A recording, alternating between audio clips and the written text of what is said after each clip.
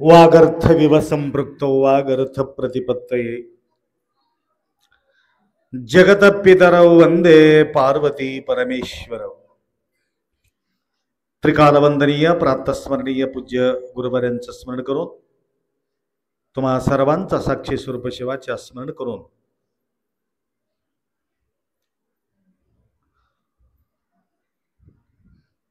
एकमेव प्राणी आहे मनुष्य प्राणी। अनेक विचार आपल्या या बुद्धिमत्तामध्ये आपण विचार करत राहतो। विचार करण्याचा शक्ती फक्त मनुष्याला भगवंत कृपा केलेले आहे। आहार अनिद्र भयमैथुनंच हे जो क्रिया आहे प्रत्येक प्राणीला आहेत। फक्त खाण्यासाठी जगणे, आहारासाठी, आणि त्या प्राणीला भीती वाटते, दुःख होऊ नये म्हणून त्याला वाटते, कोणी मारू नये म्हणून त्याला वाटते। मुंग्याला सुद्धा हात लावा ते स्पीड पळते, म्हणजे त्या प्राणीला भय आहे, आहाराची गरज आहे आणि भय सुद्धा आहे। जे क्रिया संतान उत्पत्तीचा जो क्रिया आहे त्या प्राणीला सुद्धा माहित आहे। आणि हे तीन क्रिया सोडून एक विशेष क्रिया करणारा व्यक्ती म्हणजे मनुष्य आहे। मनुष्याला अतिरिक्त बुद्धी दिलेली आहे, म्हणून या ठिकाणी तुमच्यापर्यंत आवाज पोहोचण्याचा काम मनुष्य शोध केलेले बुद्धिमत्ता आहे। टीव्ही शोधलेले आहे, मोबाईल शोधलेले आहे, वाद्य शोधलेले आहे, विमान शोधलेले आहे, कितीतरी महान महान कार्य यांनी शोध घेतलं बुद्धीचा बळावर। तसं कधी कधी व्यावहारिक जीवनामध्ये सुद्धा माणूस विचार करतो। लक्षात आलं का? तर माझं थोडासा लक्षात आले, एक प्रश्न केले, सगळं मान्य आहे, बायको माता कसं होऊ शकते? एक प्रश्न पडला। सासू होऊ शकते, सून होऊ शकते, बहीण होऊ शकते, परंतु बायको माता कसं होऊ शकते? सांगू की नको? आपत्कालेषु मित्रेषु, आपत्कालामध्ये पत्नी मित्र होते. भोक्तेषु माता, आई फक्त एक ठिकाणी तुम्हाला तुमच्या पत्नी आई दिसते. ज्या ठिकाणी म्हणजे ज्यावेळी तुम्हाला जीव घालतात ना त्यावेळी ती आई होते, दुसऱ्या वेळेला ते होत नाही. आई एवढं प्रेमळ मनाने ते पत्नी तुमच्या पोट भरावा म्हणून तेवढा काळजी घेऊन तुमच्या इच्छा भोजन तुम्हाला वाढते. भोक्तेषु माता शयनेषु रंभा, शयन कक्षामध्ये रंभा होऊन तुमच्या सोबत शयन करते. शयनेषु रंभा, भोक्तेषु माता, आपत्कालेषु मित्रेषु. अशा प्रकारच्या रूप काय काय वेळेला तेवढंच पुरतं ते रूप धारण करते, बाकीच्या वेळेला वेगळंच रूप त्यांच्या राहते. कधी कधी दंड घेऊन बी उभा टाकते. लक्षात आलं का? हा, उभा म्हणून होऊन जाते. काळिका माता, दुर्गा माता बी होऊ शकते कधी कधी. कारण वाम मार्गाला गेल्यानंतर सन्मार्गाला आणण्याकरता घेऊन येतात, आणून बसवितात. बरेचसे दररोज 2-3 गिरीकी येते माझ्याजवळ. हा, बाजूला बघा पिऊन कुठं बी लुळते, कसं बी करते, म्हणून ओढून आणलो. बघा, ओढून बायकोला पत्नीच त्याला ओढून आणले, पत्नीने त्याला ओढून आणले नाही. म्हणजे ह्याचा अर्थ कधी कधी त्या प्रकारच्या रूप धारण करत असतात. अशा प्रकारच्या अनेक रूपापैकी पत्नी माताही सुद्धा होऊ शकते, त्या काळापुरताच. लक्षात आलं का? रामाला सुद्धा पाय पडत होते सगळे. राम अरुण गोविलला वाटामध्ये जाता वेळेस सगळे धड धड धड पाय पडत होते. त्याने म्हटलं, मी पिदाडू आहे हो, मी बीडी ओढतो हो, मी गलीज खातो हो, माझा पाय कशाला पडता? तुम्ही काय करता आम्हाला माहित नाही, परंतु रामासारखा तू वागलात ना त्यासाठी तुमचा पाय पडावा लागतो. अशा प्रकारच्या आचरण बघून त्यानं खाणं सोडून दिलं, पिणं सोडून दिलं आणि रामासारखंच त्यांचे जीवन बदलून गेले. म्हणजे काय काही नाटक म्हणून रूप धारण केलं तरी सुद्धा राम होण्याचा शक्यता होत असते. त्या प्रकारचे भाव सुद्धा तुमच्या जवळ कधी कधी जागृत होऊ शकते. म्हणून रामकृष्ण परमहंस अशा प्रकारच्या रूप, देवीचे रूप धारण करून पत्नी शारदा माताला सुद्धा त्यांना बसून टाकून त्याला आरती करायचं, त्याला पूजा करायचं. कोणाला? शारदा माताला, त्यांच्या बायकोला पूजा करत होते. आणि करता करता स्वतः लुगडं नेसून नाचायचं आरतीच्या वेळेला. अशा प्रकारच्या अवस्था त्या ठिकाणी निर्माण होत असते. त्याप्रमाणे ज्याने भावयुक्त पूजा प्रसन्नतापूर्वक त्यांचे आराधन केल्यानंतर गुरु असो किंवा देवी असो किंवा देव असो, त्यांना ते फळ प्राप्ती होणार आहे. म्हणून तुम्हाला बोलत होतो काल, जे वस्त्र भंडारामध्ये आम्ही गेलो होतो, गेल्यानंतर बरेचसे लोक दर्शनासाठी तिथं काही माता त्या ठिकाणी आले, दर्शन घेतले. माऊली कन्नडमध्ये बोलवते ते, माऊली मी कपिलधारला आलो होतो. काय झालं माय? काय नाही, 22 वर्ष माझा सोनाला संतान नसल्यामुळं तिथं बाजूचे माय म्हणले की तुला पूजा पाठ करून थोडं पाणी घेऊन तुझ्या सोनाला पाजीव, त्याला लेकरं होते म्हणून म्हटले. तर त्या ठिकाणी मी पूजाचं पाणी घेऊन आलो आणि माझा सोनाला पाजविलं. आता 6वा महिना चालू आहे म्हणून म्हटले. फक्त तेच औषध. खुशी खुशीनं बोलत होते. फक्त भाव प्रधान भगवंत असते. सगळ्यांना का होत नाही? सर्वांचा भाव तसं नसते. 28 पोटी धावे तयाचे संकटी. पोटातून त्यांना हाक मारावा लागतं. त्याचप्रमाणे आज त्याला काय म्हणतात? पान पान बदाम पान, बदामाचे पान. हा ठीक आहे, कोणतं तरी पान आहे, सोन्याचं आहे. ते बी तुम्हाला सोन्याचा भाव लई वाढले. हा तर काही दिवसापूर्वी मोहनरावजी आम्हाला बोलले, माऊली मुलगी आहे, आम्हाला मुलगा पाहिजे, मला ते काय माहित नाही, तर आम्हाला आशीर्वाद पाहिजे म्हणून म्हटलं होतं. परंतु मला माहिती नव्हतं की ते सोन्याचं पान देते म्हणून काही म्हटले नाही मी त्याला. तर त्यांनी भक्तिभावनानं त्या ठिकाणी श्रद्धा ठेवल्यामुळं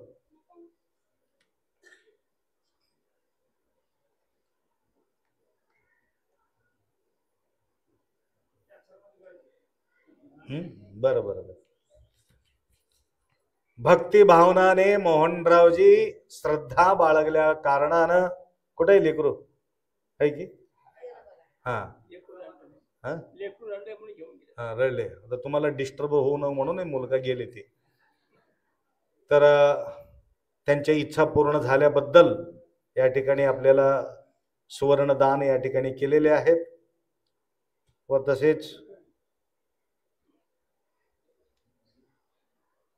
आपले भीमरावजी यांच्या मुलगी बराच वर्षाच्या नंतर एक श्रद्धा भाव भक्ती ठेवल्या कारणानं त्यांनाही संतान भाग्य या ठिकाणी झालेले आहे. व तसेच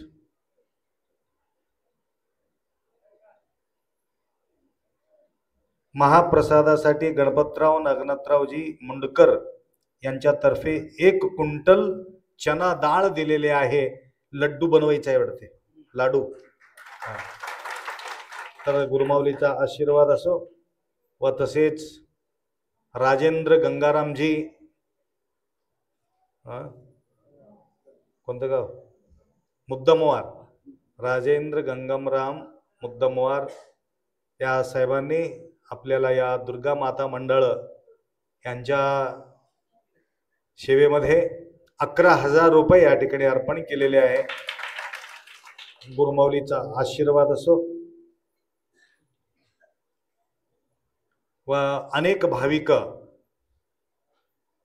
श्रद्धा भक्ती बाळगल्या कारणानं त्यांच्या निष्ठेचे प्रतिफळ म्हणून त्या ठिकाणी पूर्ण होत असलेले फार आनंद वाटला. आता मी शेळगावला जाऊन आलो, तर 2.5 किलो चांदी आहे त्या देवीच्या अंगावर, आणि भरपूर भरपूर भरपूर सुशोभित करून, आमच्यासारखा मंटप बी नाही त्याला. दरवर्ष त्याला 40-45 हजार रुपयेचा मंटप त्या ठिकाणी टाकावा लागते, तेवढा खर्च त्यांना करावा लागतं. तर इतकं सुशोभित त्या ठिकाणी केले. पाऊस येऊ लागला म्हणून मी थोडं टाळलो होतो, परंतु तेवढा पावसामध्ये खडी उभा राहून भरगच्च भक्त आमच्या प्रवचनासाठी उभा राहिले होते. आम्ही भिजून गेलं तर हरकत नाही, आप्पा तुम्हाला यावंच लागते म्हणून त्यांनी हाक मारल्यामुळं मला त्या ठिकाणी जावं लागतं. बघा किती नितांत निष्ठा आहे त्यांच्या. तर त्या प्रकारे फार सुंदर सेवा त्या ठिकाणी बी होऊ लागलं. तर आपल्या या गावी बराच वर्षापासून आम्ही सुद्धा या ठिकाणी सेवा करत आहे. अनेक भक्तांच्या सुद्धा मनोकामना त्या ठिकाणी पूर्ण होत असलेले, कोणी चांदीचा तिलक, कोणी सोन्याचा तिलक, कोणी चांदीचा पाळणा. मला वाटते हे चांदीचे पाळणा वगैरे तुम्ही जी आणू लागला ना, ते आमच्या मंडळाला काही फायदा होत नाही. कारण त्याच्यामध्ये अर्धा चांदी असते, अर्धा राहते. का राहते? मी जवळजवळ माझ्याजवळ 150 की 200 चांदीचं पाळणा आले माझ्याजवळ, चांदीचे पाळणा आणून दिले. तर गाळून बघितलं तर त्याच्यामध्ये 25% तेवढंच चांदी निघाले, बाकीचे सगळं खेट निघाले. मग कसं करावं? चांदीच्या पाळण्याच्या नावाने तुम्हाला किती खर्च करायचा आहे तेवढं त्यांना खर्च देऊन टाका. चांदीच्या पाळण्यासाठी आम्ही मुडप ठेवलेले असं म्हणून सांगा. त्या दुकानदारला फायदा न करता आमच्या कार्यकर्त्यांना या ठिकाणी फायदा व्हावा म्हणून असं तुम्हाला बोललो. तर त्या काळामध्ये सुद्धा मला चांदीचा गोळा करायचं होतं माझ्या तुलाभारामध्ये. तर त्या काळामध्ये सुद्धा मी चांदी घेतला नाही. बरेचशा भक्तांकडून धनसंग्रह त्या ठिकाणी गेले. काही काही भक्त चांदी अर्पण केले होते. तर आपल्या सेवेत असलेले अनेक भक्तांचा सेवेचे प्रतिफळ म्हणून आम्ही अवतीभवती फिरून संग्रहित करून सगळं टोटल खर्च झाल्यानंतर 25 लाख रुपये माझ्याकडे शिल्लक राहिले होते. किती? 25 लाख रुपये. आणि बघा, तुम्ही संसारामध्ये बायकोला नवरा सांगते, नवऱ्याला बायको सांगते, आणि लेकराचं समोर असं झाले तसं झाले म्हणून म्हणते मी कोणाला सांगू, म्हणून तुम्हाला मला सांगावं लागतं. माय 1,07,00,000 रुपये तिकडी इकडी फिरून जमा करून मी त्या कार्यकर्त्यांना देऊन टाकलं. तर आता माल येऊन पडले अजून 1.5 कोटी, फक्त 1 कोटी बेसमेंटला लागू लागले. त्यासाठी काम रुकलेले आहे. नाहीतर आतापर्यंत मंडप उभा राहत होतं. जवळजवळ 2.5-3 कोटीचं काम आहे. तर त्या प्रकारचे प्रयास आमचं चालू आहे. तर सांगायचं म्हणजे अशा प्रकारच्या कुठल्या प्रकारचा या ठिकाणी विकास व्हावा असल्या प्रकारचा सेवा तुमच्या त्या ठिकाणी मिळाला तर बरं होईल म्हणून मी तुम्हाला सूचना देत आहे. तर कसे बी तुम्हाला तेवढा खर्च करो. त्या ठिकाणी काय करा, इथं कार्यकर्त्याला बोलतो मी, तुम्ही काय करा, एक छान असे एक चांदीचा पाळणा तयार करा. आणि त्या चांदीच्या पाळण्यामध्ये कोणाच्या ऐपत किती आहे त्या चांदीच्या पाळण्यामध्ये पैसा ठेवायचा आणि देवीच्या समोर ठेवायचा, आरती करायचं, त्याला सोपून टाकायचं. तुम्हाला चांदीचा पाळणा दिलेले बी समाधान वाटते आणि त्यांना पैसे भेटलेले बी समाधान वाटते. काही ना काही विकासाचा विचार आपण या ठिकाणी करावा. म्हणून अशा प्रकारचा सुंदर सेवा ज्या ठिकाणी तुमचा लाभत आहे. तर याला काय पाहिजे?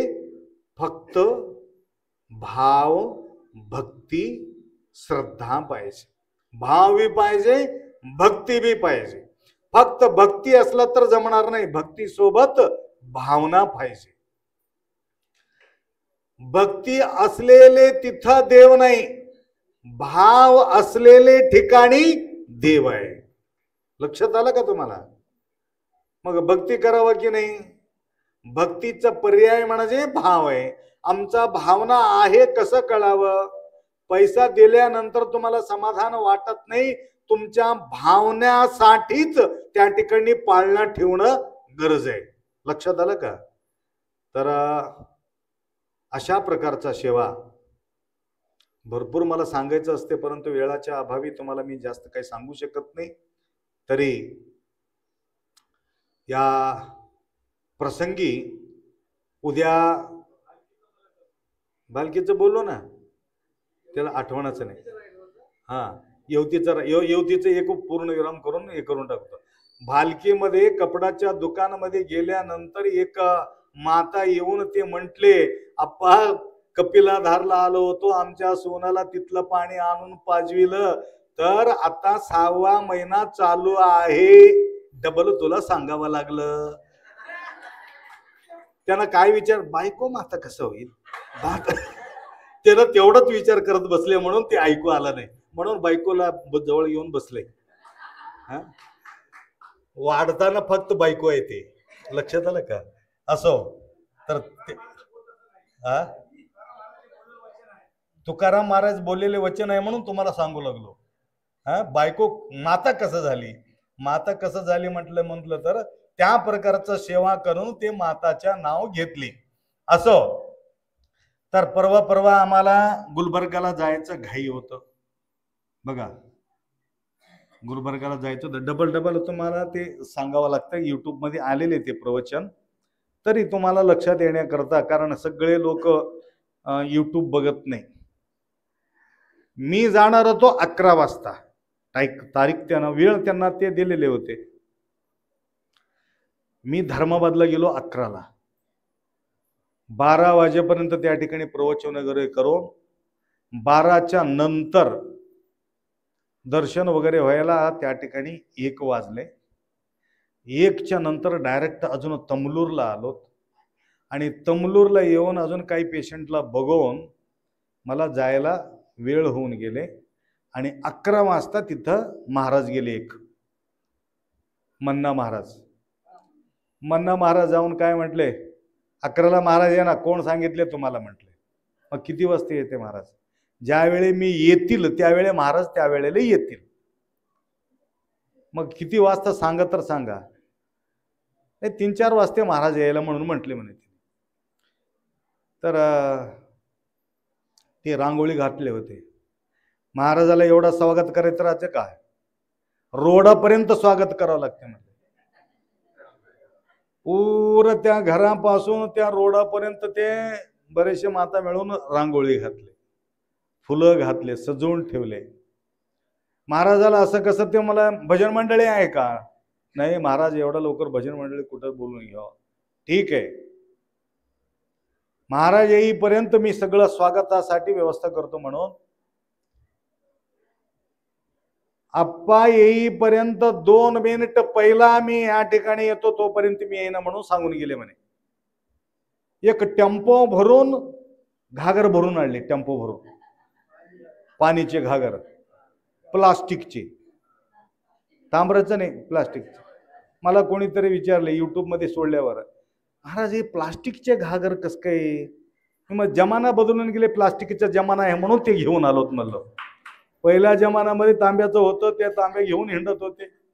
नंतर लोखंडाचा जमाना आला, लोखंड घेऊन हिंडत होते.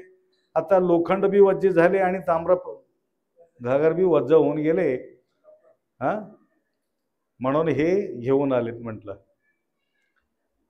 एवढं घागर भरून आणलेले माणसं, हा घागर घ्या, घागर सगळ्याच्या डोक्यावर, बाई स्त्री असो पुरुष सगळ्यांच्या डोक्यावर घागर दिले. तर तुम्हाला सांगतो, तुम्ही बघितले याच्यामध्ये ग्रुपमध्ये पाहिलं असेल, जाऊन पाहिल्यानंतर महाराजजी शंख वाजवा म्हणले.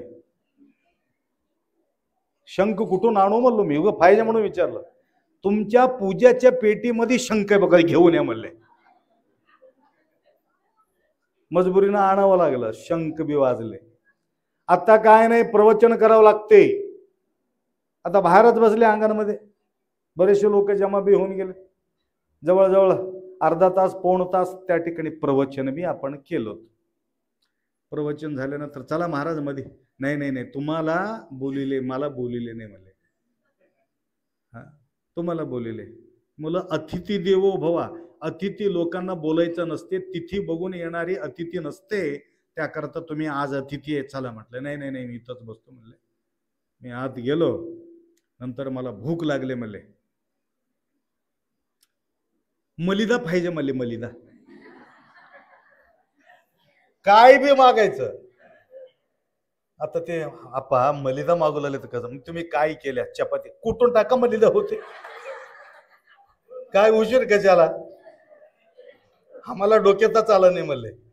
ठीक आहे, कुठलं मलिदा केले, जेव वाढलं, जेवण सगळं होत असलं ना, महाडीवर जिलेबी हे बघ, जिलेबी घेऊन. जिलेबी वाढला नव्हता, जिलेबी आणायला लावले. म्हणजे अशा प्रकारच्या त्यांच्या जो क्रिया आम्ही पाहिलं त्या ठिकाणी. आणि कुठं घटत नाही, फक्त उघडा अंगावर फिरत राहतात. एक दिवस इथं काय केले होते, बस स्टँडला गेले, देगलूरच्या बस स्टँडला जेवून एसटी घेऊन आली इथं मठाला.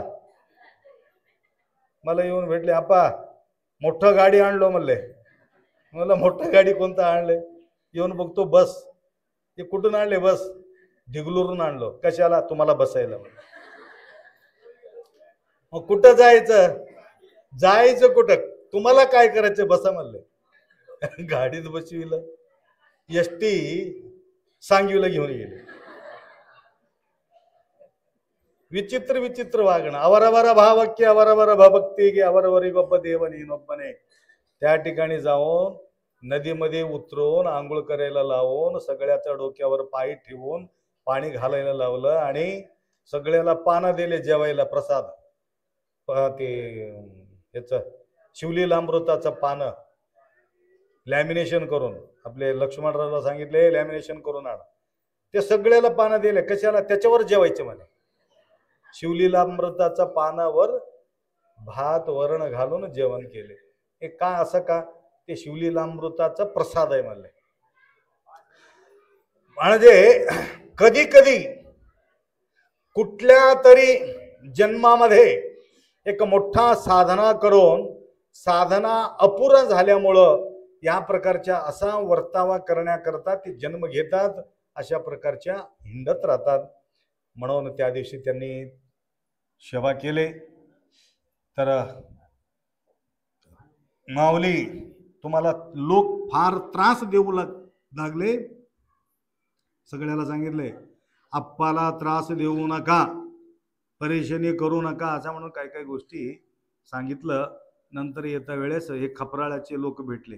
खापरवाडी की खपराळ, खपराळाला येणार होते. महाराज इथंच आहे बघा खपराळ म्हणले. लक्षात आलं का? तर ते बी सुद्धा भयानक त्रासून आपल्यापर्यंत येऊन पोहोचलेले आहे. बराच वर्षापूर्वी मुगावला आम्ही गेलो तर त्या ठिकाणी मोठा भानामतीचा प्रोग्राम त्या ठिकाणी जवळजवळ 20-22 वर्ष होऊन गेले काय की. तर 25 वर्षापूर्वी थोटवाडी, बापशेटवाडी, उंदरी, मांजरी, बारळी या 5 गावाच्या सेंटरमध्ये सुद्धा आम्ही अनुष्ठान केलो. 5 दिवसाचं, 7 दिवसाची की 5 दिवसाचं अनुष्ठान होतं. जवळजवळ 450-500 लोकांना भानमती होतं त्यावेळेला. तर पूर्ण तेव्हापासून थोटवाडी, बापशेटवाडी, उंदरी, मांजरी, बारळीला त्या ठिकाणी हे भनभनी पुरं खतम होऊन गेलं. तदनंतर मुगावचं बी क्लिअर होऊन गेले. तेव्हापासून काही नाही. नंतर गळेगावला सुद्धा काही दिवस त्या ठिकाणी आम्ही केलं होतं. अशा प्रकारची हे वाहिनी ऐकून आमच्या गावामध्ये सुद्धा आम्ही भयानक परेशानमध्ये यावं अप्पा म्हणून त्या दिवशी त्यांनी भारूड वगैरे म्हटले. तर ते भारूड ऐकून हे भारावून गेले आमचे लोक. तर डबल आमंत्रण त्या ठिकाणी बोलावून आज कार्यक्रम त्यांनी ठेवलेले आहे. वेळ न घेता त्यांच्या भारुडाचा कार्यक्रम कोणाला आवड असेल तर या ठिकाणी वास्तव्य राहून त्यांच्या भारुड श्रवण करा. अशा प्रकारच्या सद्बुद्धी गुरुमाऊलीचे कृपा आशीर्वाद तुम्हाला लाभो. तर त्या महाराजांनी मी म्हटलं मन्ना महाराज नाही मनाचा महाराज म्हणलो. मनाला आल्यासारखा करायचं.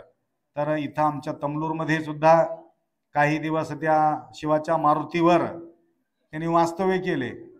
इथून पाईपलाईन घेऊन गेले, तिथं काय काय करून गेले. परंतु तेवढाच काळामध्ये त्यांच्या वास्तव्य असल्यामुळं आज हनुमान मंदिर, सुंदर हनुमान मंदिर त्या ठिकाणी पाहू लागलो.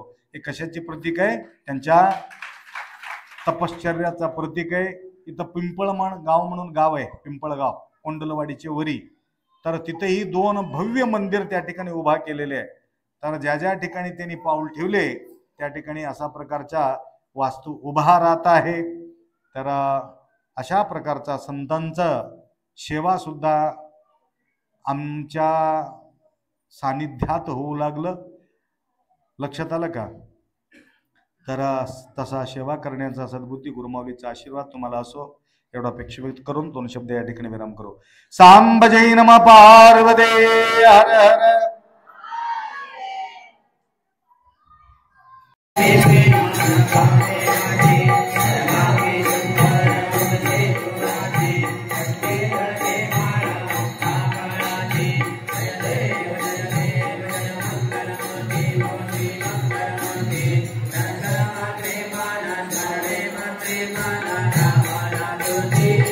Jai